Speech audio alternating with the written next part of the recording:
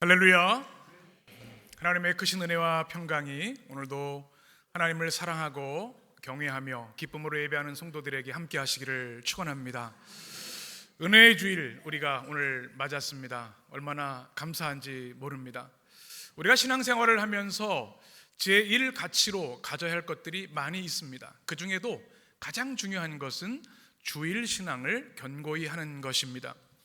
저희 아버지께서 목회를 하셨는데 다른 건 요구하지 않으셨습니다. 공부를 열심히 해라 하신 적도 없고 또 좋은 성적을 받으라 하신 적도 없습니다. 단 하나, 주일 성수, 철저한 11조 생활. 그래서 제가 11조를 100원부터 했던 것 같아요. 1000원 용돈 받아서.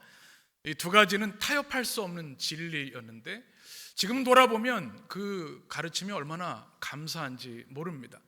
제가 해림교회 목회하면서 9년 차가 되었는데 우리 성도들이 주일을 소중히 여기고 주일 신앙 또 11조 신앙을 철저히 해가는 모습들이 얼마나 감동이 되는지 모르겠습니다. 우리 인생에는 목에 칼이 들어와도 타협할 수 없는 분명한 기준이 있어야 합니다. 특별히 그리스도인들은 우리의 믿음이 그러하고 주일 신앙, 주일 성수 신앙이 그렇습니다. 주일은 하나님께 주신 은혜와 축복과 평강과 자유가 있는 날입니다. 주일의 은혜와 영광을 여러분 잘 지키시면 좋겠고 자녀들에게 철저하게 가르치셔야 합니다. 요즘은 친구 같은 아빠 엄마가 유행이라고 하는데 손흥정 씨가 그러더라고요. 손흥민 아버지께서 그러더라고요. 부모는 친구가 아닙니다. 참 도전이 되는 말이었습니다. 신앙에 대해서는 우리 아이들이 어릴 때부터 믿음의 길을 굳건히 갈 수 있도록 가르쳐야 하는 것이죠. 아무리 세상에서 성공하고 많은 것을 성취해도 하나님을 떠나 있으면 그것이 무슨 의미가 있단 말입니까? 우리 해림의 성도들은 어릴 때부터 우리 자녀들 또 우리 믿음의 성도들이 주일 성수 신앙으로 견고히 서시기를 축원합니다. 주일의 신앙이 우리에게 심장이 되고 우리의 첫 단추가 되기 때문에 그렇습니다. 그런데 이 주일 신앙은 의무로 억지로 하는 것이 아닙니다. 때로 어떤 분들은 주일 한번 빠졌는데 하나님께서 벌 주실까 봐 두려워하는 분이 계세요. 그것도 은혜긴 해요. 그렇죠? 주일을 지키지 못하는데 태평하면 그것도 하나님이 마음이 아프실 것 같아요. 그런데 사실은 주일을 지키지 않는 것은 우리에게 엄청난 손해입니다. 하나님 주신 축복을 우리가 놓치는 것이기 때문에 그래요. 주일에는 너무나 많은 의들이 있지만 그 중에 하나가 안식입니다. 주일이 무슨 날이라고요? 안식의 날입니다. 우리 기독교에서는 안식일을 지키지 않습니다. 유대교나 또 뭐 그렇지만 우리 기독교는 무엇을 지키죠? 주일을 지킵니다. 구약에는 안식일이었지만 예수 그리스도께서 십자가에 죽으시고 사흘 만에 부활하신 날, 부활의 날, 그날 우리는 은혜를 감격하며 주일을 지키는 것이죠. 그런데 여전히 주일에는 안식의 영성이 있고요. 예수님께서 부활하심으로 안식의 축복을 완성해 주셨습니다. 안식을 잘 알 필요가 있는데 아브라함 조슈아 헤셀이라고 하는 세계적인 유대학자가 있습니다. 안식이라는 책 제가 한 5번 이상 읽은 것 같고 지금은 영어로 한 번 또 읽었습니다. 그다음에 마르바던이라고 하는 영성학자, 세계적인 영성학자는 안식이라는 책이 있습니다. 이 두 책은 안식에 쓰는 가장 중요한 책들인데 이 아브라함 헤셀은 이런 얘기를 합니다. 이 안식일은 시간의 궁전이다, 시간의 보석이다라는 겁니다.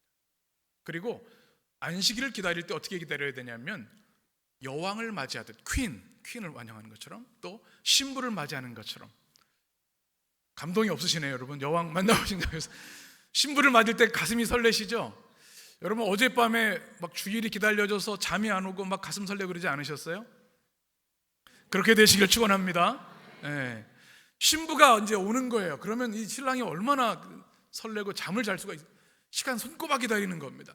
안식일의 영성, 이 주일의 영성은 하나님 주신 이 새 창조의 날을 사모하며 기다리는 날입니다. 그래서 여왕을 맞이하듯 신부를 맞이하듯 사모함으로 맞아야 된다는 겁니다. 이게 헤셀의 이야기입니다. 시간을 구속하는 날이 주일이다. 주일의 은혜를 인해서 우리는 나머지 6일을 하나님의 은혜와 승리로 살 수 있다는 겁니다. 또 그 마르바던의 이야기는 그렇습니다. 4가지 영성이 중요합니다. 안식에는 첫 번째는 멈추라는 겁니다. 현대 사회의 가장 큰 문제점 중에 하나가 생산지향적이고 목적지향적인 겁니다. 그런데 주일은 주님께서 멈추라고 합니다. 시징이라고 멈춰라. 우리의 모든 근심, 걱정, 노동 다 멈추라는 겁니다. 이게 안식의 명령이에요. 두 번째는 resting, 쉼입니다. 마음도 쉬어야 하고 영도 쉬어야 하고 우리 몸도 쉬어야 합니다. 그렇죠? 그리고 주님 안에서 찬양과 경배로 우리 영혼이 살아나는 날입니다. 세 번째는 받아들임입니다. embracing이라고 합니다. 우리 연약함, 깨어짐 그대로 우리 스스로 받아들이고 하나님 주신 말씀을 받고 은혜를 받고 또 주님 주신 사명을 다시 받는 날. 네 번째는 뭐냐면 한번 따라해 볼까요? 향연. 제가 좋아하는 단어입니다. 뭘죠? 축제입니다. 축제. feasting이라고. feasting. 주일이 뭐라고요? 축제입니다. 축제. 우리가 한 주 동안 일하면서 전쟁 같은 또 정글 같은 세상에 살다가 마음과 몸과 영혼이 다 지쳐 있고 깨어져 있는데요, 주님이 주신 이 시간의 궁전에 들어와서 우리 주신 주님의 은혜를 받습니다. 성령이 우리를 재창조하시고 새롭게 하시고 정결케 하시고 풍성케 하십니다. 주일 예배는 우리에게 축제가 되는 것이죠. 그래서 주일을 의무감에 지키는 것이 아니라 우리가 사모하고 기쁨과 감격으로 지킬 수 있는 여러분 되시기를 축원합니다. 특별히 첫 주일은 우리 교회 굉장히 중요한 전통입니다. 우리 성찬을 베풀었습니다. 성찬의 은혜가 우리 가운데 임해서 그리스도의 몸과 그리스도의 보혈이 우리 안에 함께 임재합니다. 얼마나 큰 은혜입니까? 이 한 달도 그 성찬의 은혜, 성령의 은혜로 승리하게 될 줄 믿습니다. 예배를 소중히 여기고 또 주일의 안식과 평안을 누리며 사는 우리 성도들 되시기를 축원합니다. 우리는 성령 강림절을 지나면서 사도행전 2장의 말씀을 우리가 강해하며 말씀을 나눕니다. 여러분, 성령에 대한 말씀들이 은혜롭죠? 네. 저도 준비하면서 늘 읽는 사도행전이고 늘 읽는 사도행전 2장이지만 또 새로운 애들을 발견하면서 얼마나 감사한지 모릅니다. 우리가 성령의 은혜와 권능 없이는 결코 주님의 제자로 살아갈 수가 없음을 기억해야 합니다. 제가 이 성령 강림절에 우리 여러분을 위해 기도하는 기도가 있습니다.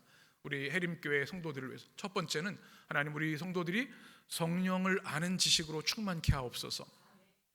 여러분, 성령에 대해서 잘 아시죠? 누가 물어보면 무엇이라고 대답하시겠습니까? 신앙생활을 오래 했고 또 직분도 있고 그런데 이거 알 것 같기도 하고 모를 것 같기도 하고. 성령은 말 그대로 거룩한 영이죠. 구약에서는 여호와의 영, 주님의 영, 신약에서는 예수 그리스도의 영이 성령입니다. 하나이신 삼위일체 하나님 중에 제3위 하나님이 성령이십니다. 이 성령 강림절, 사도행전 2장, 또 이 사도행전 전체가 이 성령의 역사에 대한 말씀이기 때문에 우리 성령에 대해서 잘 알아야 합니다. 성령의 권능이 무엇인지를 우리가 사도행전 2장을 통해서 지금 배우고 있고요. 이제 또 고린도전서 12장을 통해서 성령의 은사가 무엇인지, 갈라디아서 5장을 통해서 성령의 열매가 무엇인지 이번 강림절기에 우리 같이 은혜를 나누려고 합니다. 바울이 에베소 교회를 가서 성도들에게 물었습니다. 여러분이 성령을 받았습니까? 그랬더니 그들이 뭐라고 해요? 난 성령이 있는지도 몰랐습니다. 그건 비극입니다. 크리스찬으로 살아가는데, 구원받은 그리스도인 살아가는데 성령에 대해서 모른다고 하면 이거는 그리스도인이 누리는 삶의 100분의 1밖에 못 누리고 사는 겁니다. 성령에 대해서 알아야 되는데요, 이 강림절기에 성령을 아는 지식이 여러분 안에 크게 임하게 되기를 원합니다. 그래야 주의 영이 있는 곳에 무엇이 있다고요? 자유가 있습니다. 그 은혜를 누렸으면 좋겠습니다. 또 중요한 것은, 제가 두 번째 기도는 성령의 체험에 대한 기도입니다. 아마 여러분 가운데는 이미 성령의 체험을 가진 분도 있으시고, 예전에 체험이 있었지만 지금 좀 식어진 분도 있으시고, 아직 그 체험을 갖지 않은 분도 있을 겁니다. 성령의 체험은 참 다양합니다. 사도 바울처럼, 다메섹처럼 아주 급격한 체험이 있는가 하면 디모데처럼 성령을 받았는지 잘 모르면서도 체험하는 이들이 있습니다. 어떤 유형이든 괜찮습니다. 중요한 것은 우리에게 성령이 임하시는 것을 체험하는 것이죠. 때로는 기도하다 성령을 받기도 합니다. 걸어가다가도 성령을 받고요. 제가 아는 권사님은 운전하다가 성령을 체험을 해서 갓길에 차를 세우고 1시간 동안 우셨던 체험도 제가 기억을 합니다. 또 찬양 가운데, 기도 가운데, 예배가 중요한 건 예배가 성령의 임재의 시간이기 때문에 그렇습니다. 여러분이 각자 하나님 허락하시는 다양한 성령의 체험들을 경험하되기를 원합니다. 또 중요한 건 뭐냐면 성령과 교제하는 겁니다. 체험으로 끝나면 의미가 없어요. 깊이 교제하고 동행하는 것이죠. 여러분, 우리가 사랑하게 되면 뭐 하죠? 사랑하는 마음을 고백하고 관계가 형성됩니다. 스치는 만남이 아니라 사귐이 시작됩니다. 사귐이 뭐예요? 지속성입니다. 지속성. 오늘부터 1일이야 딱 그랬는데 10년 후에 만나. 그러면 그건 사귀는 게 아니에요. 매일 만나야 돼요. 매일 만나요. 성령께서 우리 가운데 임하셨고 우리 가운데 거하시는데 그냥 난 성령의 사람이지로 만족을 하고 사귐이 없으면 그건 문제가 있는 거죠. 성령의 사귐을 위해 우리는 기도의 자리, 예배의 자리, 말씀의 자리를 우리가 지키는 것입니다. 지속적인 성령의 사귐이 있어야 됩니다. 그 다음에 중요한 게 뭐냐면 성령의 능력이 나타나야 됩니다. 에스겔의 환상을 기억하시죠? 마른 뼈들이 주님의 강력한 군대가 되는 역사들이 성령의 역사 가운데 일어납니다. 우리 교회 가운데 그런 역사 있게 되기를 원합니다. 우리 청년 찬양대, 우리 그리스 찬양대를 보면 주님의 군대가 딱 생각이 나요. 마른 뼈들에게 주의 영이 임하니까 그 누구도 대적할 수 없는 주님의 강한 군대가 되는 거죠. 이 성령의 역사는 모든 하나님의 백성들에게 일어난 것이죠. 또 중요한 것, 이제 우리가 갈라디아서 5장을 통해서 나눌 말씀인데 성령의 열매가 맺혀야 합니다. 여러분 오늘 교회 오시면서 현수막 보셨습니까? 사진을 한번 보여주시면 제가 성령 강림절에 한번 읽어볼까요? 성령의 열매가 풍성한 교회. 네, 아멘이시죠? 제가 지금 설교 준비를 하고 있습니다. 이미 그 다음 사진을 보시면 성령의 열매라고 하는 책, 아주 참 좋은 책을 제가 발견해서 열심히 탐독하고 있는데 갈라디아서 5장에는 9가지 열매가 과연 무엇인지, 왜 중요한지, 성령께서 우리에게 그런 열매들을 어떻게 주시고 그 열매를 어떻게 우리가 누리며 살 수 있는지를 앞으로 이제 주일을 예배를 통해서 나눌 겁니다. 우리 교회에 성령의 열매들이 많아져야 돼요. 아멘이시죠? 그러면 이것이 은혜의 숲이 되고 많은 목마른 이들, 또 갈급한 심령들이 이 은혜의 숲에 찾아오게 될 줄 믿습니다.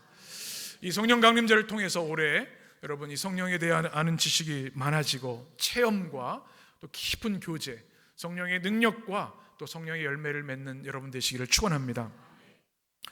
성령의 은사, 은혜, 능력에 대해서 우리가 같이 계속 말씀을 나눌 텐데 성령의 역사 중에 가장 중요한 것이 있습니다. 이 초점을 우리가 잃어서는 안 됩니다. 성령이 많은 역사, 은사, 열매를 주시는 이유가 뭔가?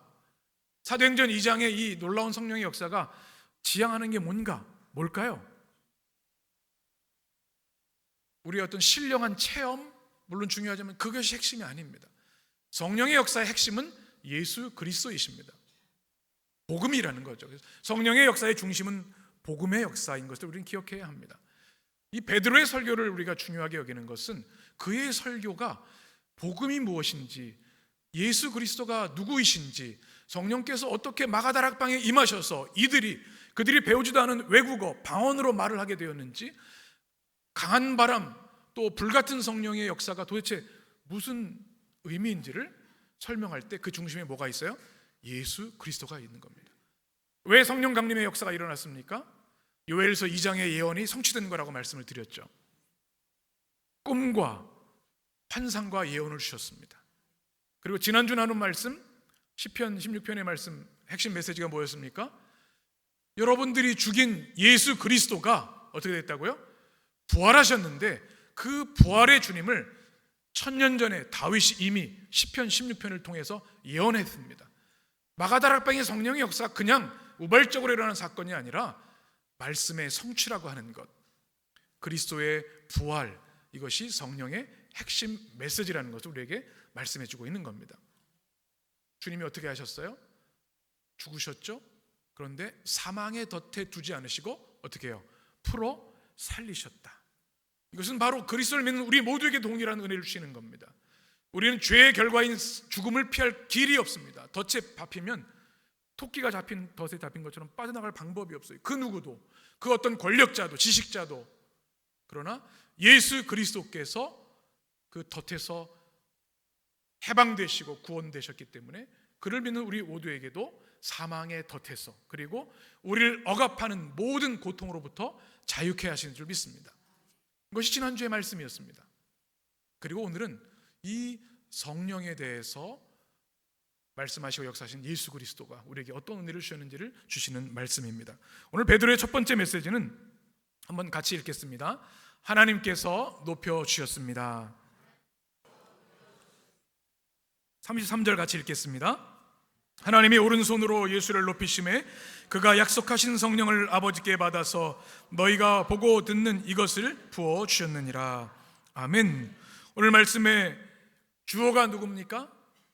하나님이십니다. 그렇죠? 그리고 누구를 높여 주셨어요? 예수 그리스도.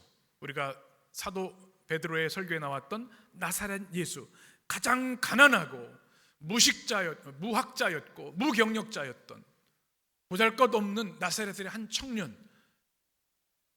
비참하게 십자가에 죽으셨지만 그 나사렛 예수를 하나님께서 부활의 첫 열매가 되게 하시고 높여주셨다는 말씀입니다. 무엇으로 높여주셨어요? 왼손이에요? 오른손이에요? 오른손으로. 오른손은 하나님의 권능을 말합니다. 그래서 주님을 높이 올려주셨다. 예수님은 참 흑수저 중에 흑수저라고 말씀을 드렸죠. 공부할 수 있는 환경도 안 되었고, 그분이 태어나신 곳은 사람이 사는 곳이 아니라 외양간의 말 밥통에서 태어나셨습니다. 30년 동안 아버지 요셉을 따라 목수일을 땀 흘리며 고통하며 일했던 분이십니다. 그리고 공생애를 시작하시면서 비둘기 같은 성령을 받으셨고, 주님의 말씀을 선포하실 때 기적들이 일어났죠. 치유의 역사, 축교의 역사, 또 놀라운 말씀의 권능이 임했습니다. 그럼에도 그들은 예수님을 십자가에 못 박았습니다. 그런데 그 주님을, 처참한 십자가의 죽음을 주님께서 오른손으로 높여주셨다는 것이 오늘의 첫 번째 복음입니다. 이것을 신학 용어로는 그리스도의 승귀라고 합니다. 승이 뭘까요? 승은 올라간다는 뜻이고요, 귀는 존귀하다는 뜻입니다. 예수님이 부활과 승천을 통해서 가장 높은 곳으로, 가장 낮은 곳에 계셨던 분이 가장 존귀하고 높은 곳으로 올려주셨다. 승귀, 영어로는 exaltation이라고 얘기를 하고, 또 elevation이라고 합니다. 엘리베이터 아시죠 여러분? 쭉 올라 상승시키신다는 뜻을 가지고 있습니다. 여러분, 우리 하나님이 좋으신 하나님이신 이유는 하나님은 우리를 높여주시는 하나님이십니다. 아멘이십니까? 우리 인생을 살다 보면 나 지금 바닥치고 있어, 이런 순간들이 있어요. 누가 뭐라고 해도 위로가 되지 않고 다 깨어지고 다 부서지고 다 타버린 채처럼 나 이제 바닥인 것 같아, 이런 순간들이 있어요. 아마 예수님이 십자가에 죽으시고 무덤에서 그러셨을지도 모르겠습니다. 그래 주님께서 어떻게 하셨다고요? 가장 높은 곳으로 올려주시고 모든 이름 위에 뛰어나신 주님으로 높여주셨습니다. 그 주님이 우리 하나님이시고, 우리도 깨어지고 넘어지고 바닥에 넘어져 있을 때 우리를 높여주시는 분이 우리 하나님이신 줄 믿습니다. 그래서 깨어질 때 우리는, 세상 사람들은 낙심하고 실패했다고 낭망하지만 우리는 이것이 하나님의 은혜의 시작인 것을 기억합니다. 성경에 왜 이것들이 얼마나 많은지 몰라요. 아브라함도 하늘의 별과 같이 바다의 모래같이 많은 자손을 주신다고 했는데 100세까지 자식이 없었죠. 인간의 희망이 없는 그곳에 이르렀을 때 하나님은 아브라함을 믿음의 조상으로 높이 올려주셨습니다. 야곱도 형 에서를 두려워해서 도망하고 만나러 가는 길에 야복강에서 씨름하다 환도뼈가 위골됐지 않습니까? 다 깨어진 자리인데 주님께서 그때 무슨 이름을 주셨어요? 이스라엘이라는 이름을 주셨습니다. 구원의 이름, 하나님의 백성의 조상이 되게 하셨습니다. 요셉도 마찬가지죠. 버림받고 감옥에 갇혔을 때 그를 총리로 들어서 주셨습니다. 우리 인생에도 깨어지고 넘어지는 자리들이 많이 있습니다. 그러나 오늘 우리 하나님께서 예수 그리스도를 가장 높여주신 것처럼 우리 사랑하는 성도들의 삶도 높여주시기를 주님의 이름으로 간절히 축원합니다. 사람이 높여주는 것은 얼마 가지 않습니다. 역사가 보여지고요, 권력의 이야기가 우리에게 보여줍니다. 어느 날 큰 인기를 얻던 사람들이 한순간에 곤두박질 치는 것을 우리는 너무나 많이 보고 있습니다. 그 사람이 높여주는 것 여러분 그렇게 기뻐할 필요가 없습니다. 오히려 깨어 기도하고 조심해야 합니다. 누가 높여주셔야 돼요? 하나님이 오른손으로 높여주시면 그 누구도 흔들 수 없는 견고한 축복이 임하게 되는 줄 믿습니다. 우리 해리맨 성도들, 저는 사람들이 높여주는 사람들이 아니라 하나님이 높여주는 사람들이 되시길 바랍니다. 우리 해림교회도 사람들이 높여주는 교회가 아니라 전능하신 하나님이 높여주시는 교회 되기를 원합니다. You Raise Me Up이라는 찬양이 있습니다. 크로스오버 찬양이죠. 이 찬양의 가사가 이렇습니다. 우울하고 영혼이 지칠 때, 괴로움이 밀려와서 마음이 무거울 때, 그럴 때 침묵 속에서 묵묵히 주님을 기다립니다. 주님께서 제 곁에 앉으실 때까지 주님이 나를 일으켜 주셔서 높은 산에 우뚝 설 수 있습니다. 주님이 나를 일으켜 주셔서 폭풍 속 바다에서 견딜 수 있습니다. 주님이 나를 받쳐주셔서 나는 강인합니다. 주님이 나를 일으켜 주셔서 더 큰 내가 될 수 있습니다. 주님이 높여지시기에 이 찬양이 여러분의 고백과 감사가 되시기를 축원합니다. 베드로의 두 번째 메시지는 한번 자막을 보시면 바로 예수님께서 성령을 부으셨다고 하는 복음입니다. 33절을 보시면 그가 약속하신 성령을 누구에게 받았습니까? 아버지께, 성부 하나님께 받아서 너희가 보고 듣고 붙는 이것을, 이게 뭐예요? 사도행전 2장에 나오는 마가다락방의 성령의 역사입니다. 이것을, 이 성령의 역사를 누가 주셨느니라. 너희가 보고 듣고 이것을 주님께서 주셨다. 여기서 그는 예수 그리스도를 말합니다. 예수님이 먼저 성부 하나님께 성령을 받으셨다고 성경이 분명히 말씀하고 있습니다. 이거를 우리 신앙 용어로는 성령의 담지자라고 얘기를 합니다. 한번 여러분 이런 좀 신앙의 기초도 알고 계시면 좋습니다. 베어러라고 하죠. 성령을 받아서 간직하고 살아가는 사람을 성령의 담지자, The bearer of Holy Spirit이라고 얘기를 합니다. 성령을 받으신 분이다라는 이야기입니다. 누가복음 1장에 보면 이렇게 마리아의 잉태를 이렇게 말씀합니다. 천사가 대답하여 이르되 누가 임하셨으니 성령이 내게 임하시고 지극히 높으신 이의 능력이 너를 덮으시리니. 여기는 너는 바로 마리아죠. 그래서 이러므로 나실 바 예수 그리스도죠. 거룩한 이는 누구의 아들? 하나님의 아들이라 일컬으십니다. 예수님의 탄생부터 성령이 임하신 거죠.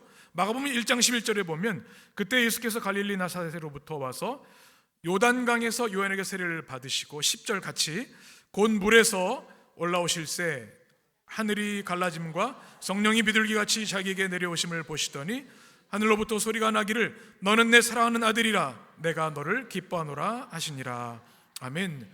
세례 요한의 세례를 받으실 때 성령이 비둘기같이 임하셨죠. 또 누가복음 4장 18절 19절 성경의 가장 중요한 메시지죠. 주님의 미션 선언문 같이 읽겠습니다. 주의 성령이 내게 임하셨으니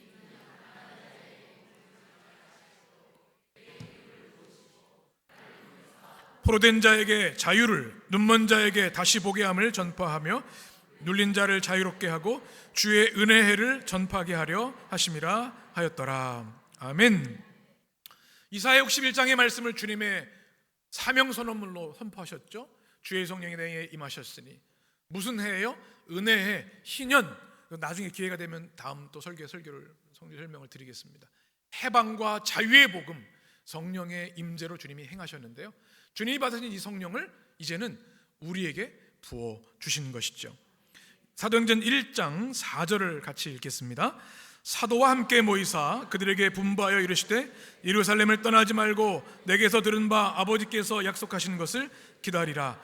요한은 물로 세례를 베풀었으나 너희는 몇 날이 못되어 성령으로 세례를 받으리라. 아멘. 아버지께서 약속하신 것이 뭐예요? 성령입니다.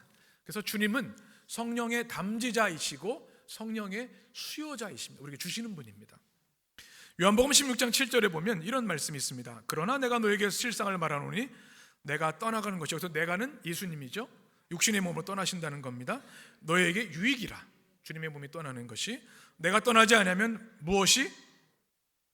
보혜사가 무엇입니까? 성령입니다. 보혜사가 너에게로 오시지 아니할 것이요 가면 내가 그를 너에게로 보내리라. 예수님께 성령을 보내신다고 약속해 주신 거죠. 여러분 보혜사를 잘 아시죠?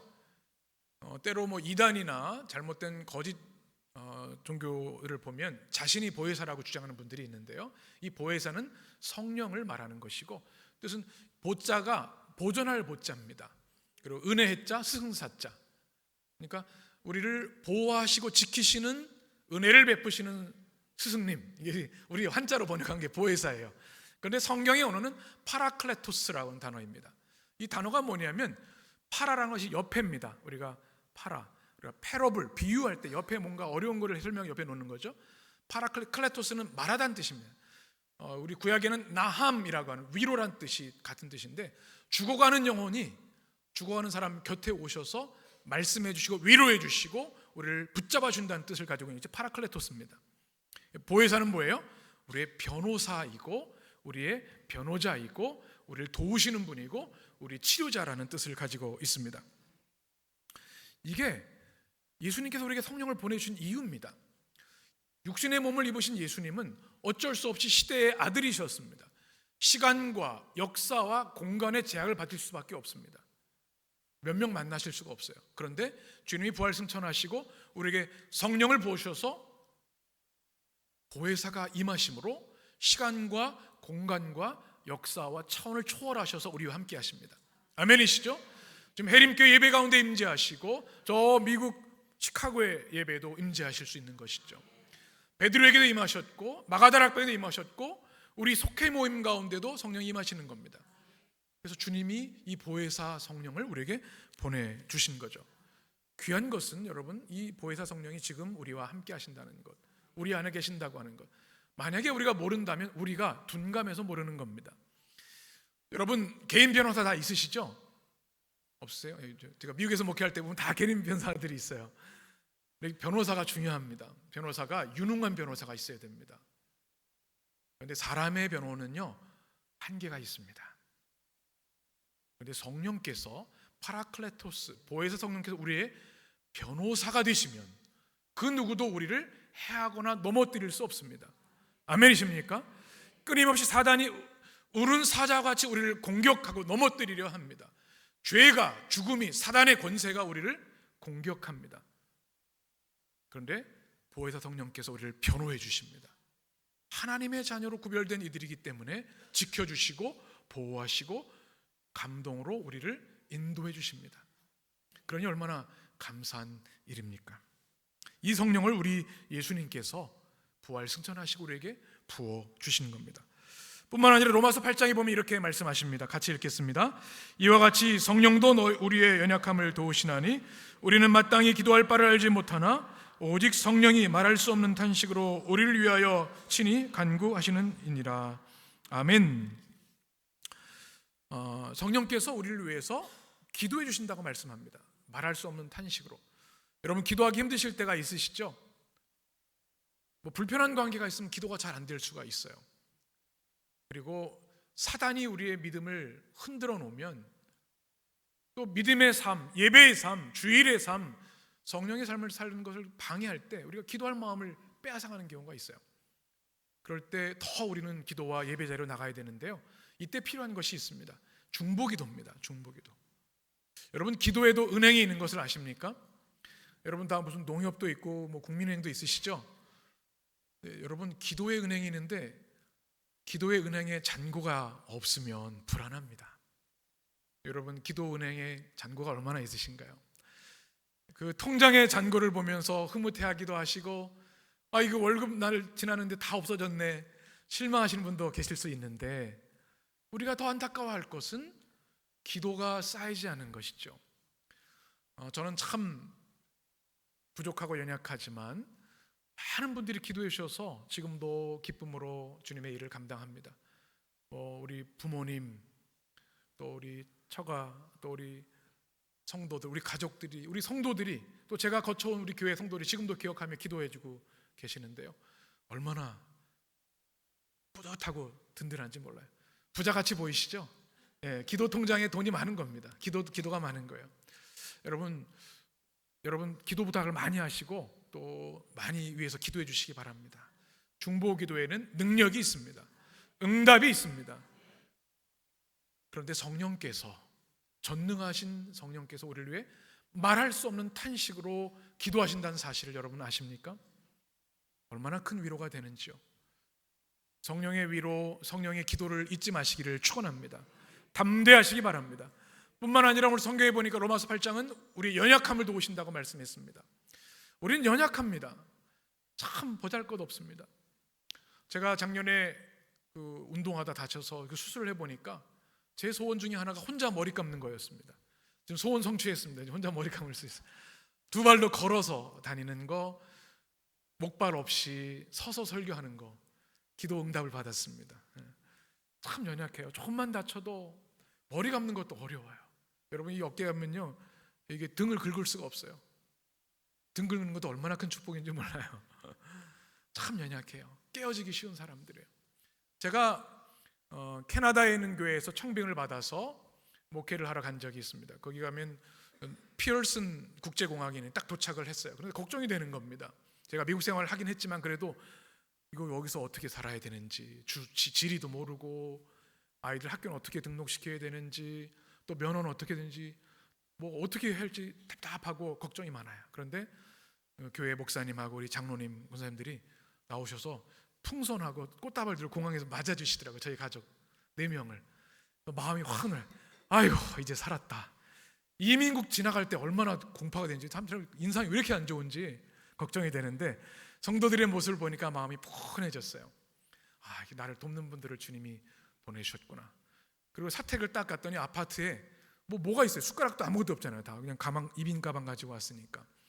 그랬더니 숟가락, 젓가락부터 시작해서 그릇 다 주시고요, 냉장고를 꽉 채워주신 거예요. 과일에다가 고기에다가.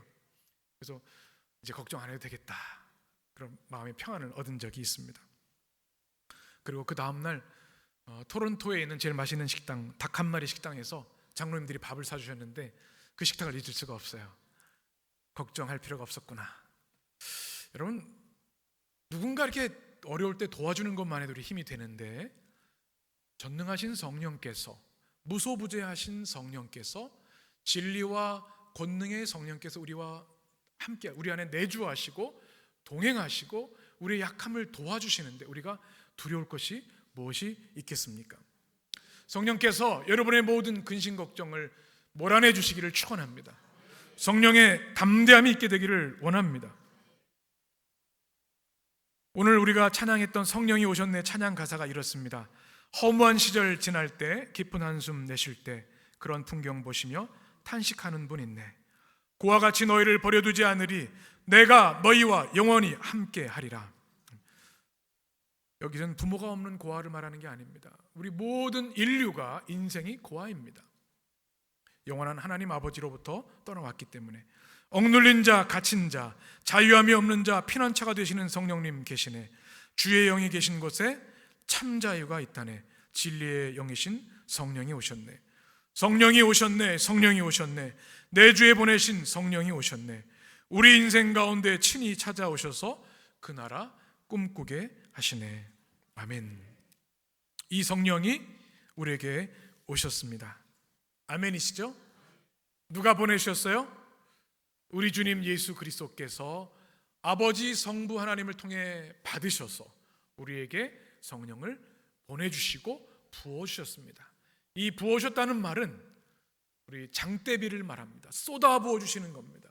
저항할 수 없는 하나님의 은혜입니다. 우리가 인생의 딜레마와 고통과 절망에 빠질 때 성령이 우리 안에 쏟아 부어지면 성령의 권능으로 그 어려움을 이기고 우리 상황이 아무것도 변한 것이 없다 할지라도, 아니 더 답답하고 고통스러운 우리의 일상이 기다리고 있다 할지라도 성령이 우리와 함께 하시고 성령이 우리에게 능력이 되시기에 능히 믿음으로 이기고 승리하게 되는 줄 믿습니다. 성령이 주시는 참 자유와 기쁨과 감격과 권능이 우리 모든 성도들에게 임하시기를 축원합니다. 기도하겠습니다.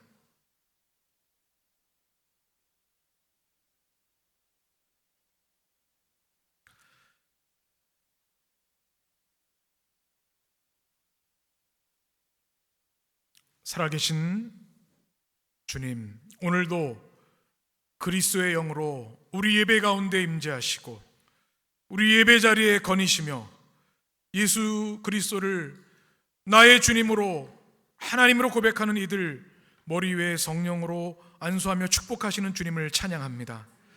이 세상에서 깨어지고 넘어질 때가 많습니다. 베드로처럼 주님을 부인할 때도 있습니다. 넘어지고 깨어져서 아무 희망이 없어 이제는 기도할 힘조차 없을 때가 있습니다. 그러나 주님께서 부활 승천하시고 가장 높은 곳에 임하실 뿐만 아니라 우리에게 약속하신 성령을 성부 하나님께 받으셔서 우리에게 부어주신 것을 믿습니다. 보혜사 성령님, 시간과 공간과 역사와 차원을 초월해서 우리와 함께 하시는 주님을 찬양합니다. 우리 성도들의 가정에, 그 성도들의 심령에, 자녀들에게, 우리 교회에 속해 임재하시는 성령님, 모든 찬양과 경배를 받아 주옵소서. 주의 영으로 우리 백성들을 지키시고 보호하셔서 모든 속박을 예수 그리스도의 십자가의 이름으로 해방하여 주시고 자유케 하여 주옵소서. 이 땅에 살아가되 주일의 영광, 영생의 영광, 천국의 감격과 환희를 누리며 살아가는 주의 백성, 성령의 사람들 되도록 역사하여 주옵소서. 예수님의 이름으로 기도합니다. 아멘.